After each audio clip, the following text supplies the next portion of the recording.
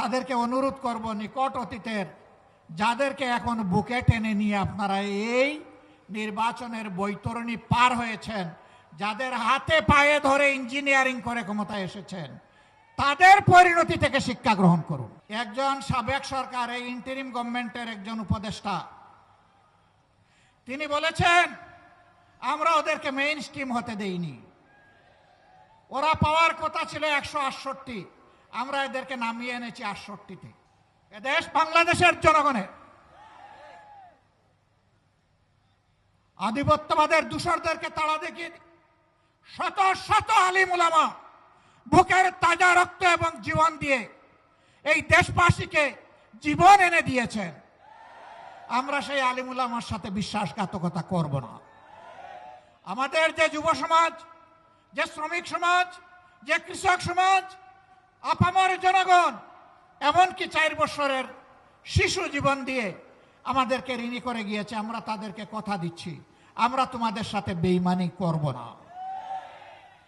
তোমাদের স্বপ্ন বাস্তবায়নে আমরা অবিচল সামনে এগিয়ে যাব ইনশাআল্লাহ।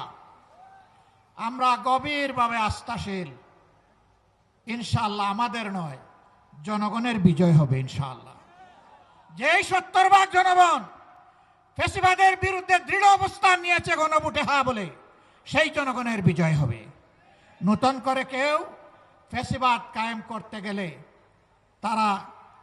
তাদেরকে অনুরোধ করব, নিকট অতীতের যাদেরকে এখন বুকে টেনে নিয়ে আপনারা এই নির্বাচনের বৈতরণী পার হয়েছেন, যাদের হাতে পায়ে ধরে ইঞ্জিনিয়ারিং করে ক্ষমতায় এসেছেন, তাদের পরিণতি থেকে শিক্ষা গ্রহণ করুন। সম্মানিত ভাই ও বন্ধুগণ, তারা সংসদে দাঁড়াইলেই বলেন একটা সুষ্ঠু নির্বাচনের মধ্য দিয়ে গঠিত সরকার।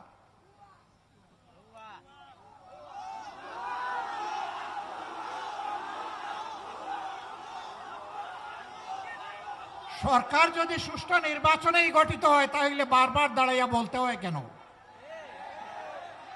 ম্যাকিয়াভেলির একটা কথা আছে, তুমি যদি কোনো মিথ্যাকে এস্টাবলিশ করতে পারো তাহলে একবার বললে হবে না, শতবার বলতে থাকো।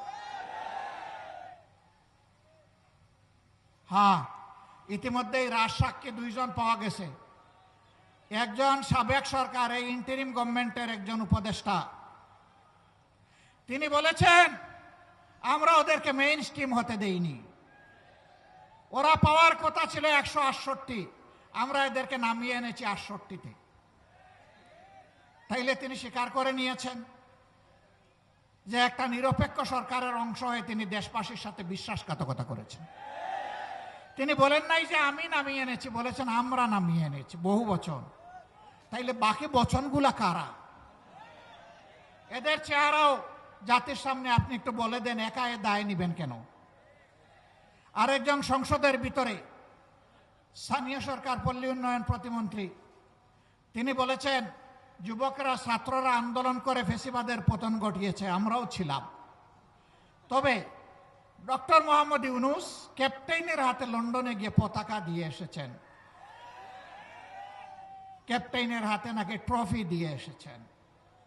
ট্রফি যদি আগেই ক্যাপ্টেনের হাতে চলে যায় তাহলে এটা ছিল নির্বাচন নামের তামসা।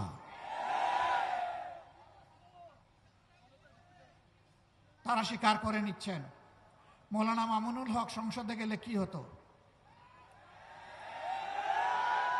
যা হতো এর ভয়েই তাকে আটকে দেওয়া হয়েছে। কয়দিন, কতদিন আটকাবেন?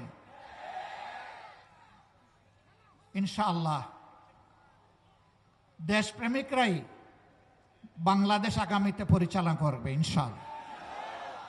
তৈরি হন, লড়াই চলবে, থামবো না, চালিয়ে যাব। জনগণের অধিকার আদায় না হওয়া পর্যন্ত জীবন যাবে, কিন্তু মাথা নত করব না ইনশাআল্লাহ। আজকের এই সমাবেশ থেকে আমরা আরেকবার প্রতিজ্ঞা নিলাম, ইনশাআল্লাহ জুলাইকে সম্মান করব, বুকে ধারণ করব, জুলাইয়ের সাথে বেঈমানি করব না। আর জুলাইয়ের সাথে যারা বেঈমানি করবে তাদেরকে ছাড় দিয়ে কথা বলা হবে না। বিশেষ করে যুবকদেরকে অনুরোধ করব, তৈরি হন। বলবেন আর কতবার জীবন দেব? দেশের জন্য যতবার প্রয়োজন আমিও তোমাদের কাতারে দাঁড়িয়ে বলছি, আমিও যুবক, জীবন দিতেই থাকবো ইনশাআল্লাহ। বিড়ালের মতো বাঁচতে চাই না, 100 বৎসর, 1000 বছর, সিংহের মতো বাঁচতে চাই 1 সেকেন্ড। এর মাঝে আর কোনো কম্প্রোমাইজ হবে না ইনশাআল্লাহ। আধিপত্যবাদের কোনো ষড়যন্ত্র বরদাস্ত করা হবে না, সব কিছুকে ছিন্ন ভিন্ন করে দেওয়া হবে ইনশাআল্লাহ।